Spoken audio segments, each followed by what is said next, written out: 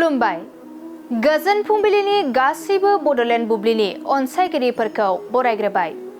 दिनै 8 जुलाइ समबारनि फानजामुथिखौ फरायथिनो लादों आं उदांस्रि मोसाहारिया। फानजामुथिनि गिबियाव दं मेष राशि। माबा मोनसे हाबा मावनो लानायाव खैफोद सोमजिगोन, गोसोआ दुखु मोनखांगोन। बृष राशि। सुथुर सोमजिनो हागौ, सुथुरा नोंथांखौ नाख्रेबनो नाजागोन, गाज्रि सानजागोन। मिथुन राशि।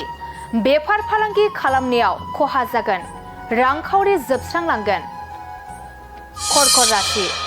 गोसो थोलायनायनि गेजेराव सोमोन्दोआ गोरा जागोन, अनलायनानै थानो हागोन। सिंह राशि। गोरोन्थि हाबा मावफ्लांगोन, गिदिर साजा मोनगोन, बरादा जोबोरैनो गाज्रि जागोन। कन्या राशि। फंबायनि थांखि जाफुंसारनायाव बिदानि सुखु फैगोन, रंजा खुसियैनो साना बारलांगोन।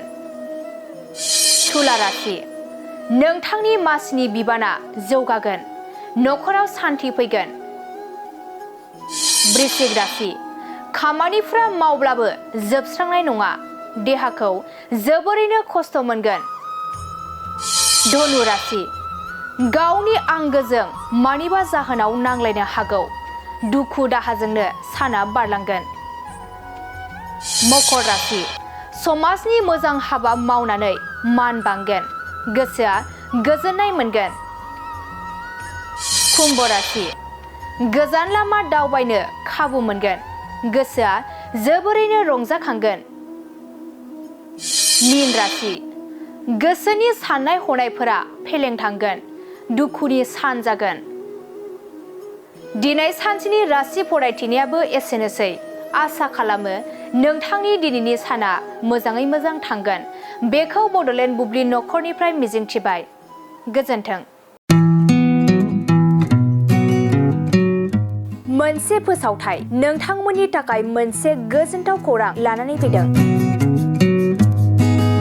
चिरां जिल्लानि सिङाव थानाय काजलगावनि सिफुं हटेलखौ गुवाहाटी नोगोरनि साखाथियाव थानाय सानसारियाव गोदानै मोनसे सिफुं हटेल ब्रान्च खुलिनाया नोंथांमोननि थाखाय गोजोनथाव खौरां लानानै फैदों।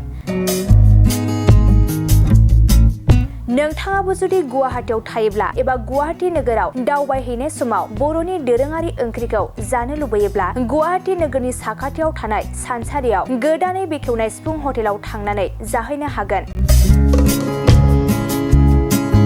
बे सिफुं हटेलाव नोंथाङा बाङाय बेसेनावनो बर'नि गोबां गुबुन गुबुन दोरोङारि जाग्रा ओंख्रिफोरखौ मोननो हागोन। अनला दाउ, सबाय दाउ, अमाजों नारजि, मैथा अमा, ना बाथोन, थारुन ना, थारुन अमा आरो गोबां बायदि बायदि बर'नि ओंख्रिखौ बे बर'नि सिफुं हटेलाव मोननाय जायो। सोरबाफोर जुदि बे सिफुं हटेलाव बर'नि संनाय खावनायखौ जानो थाखाय सिगांग्रो अर्डार हरनोब्ला नैबे 9864747796 9954772037 जामबुं नम्बराव कल खालामनानै बुकिं खालामहरनो हागोन।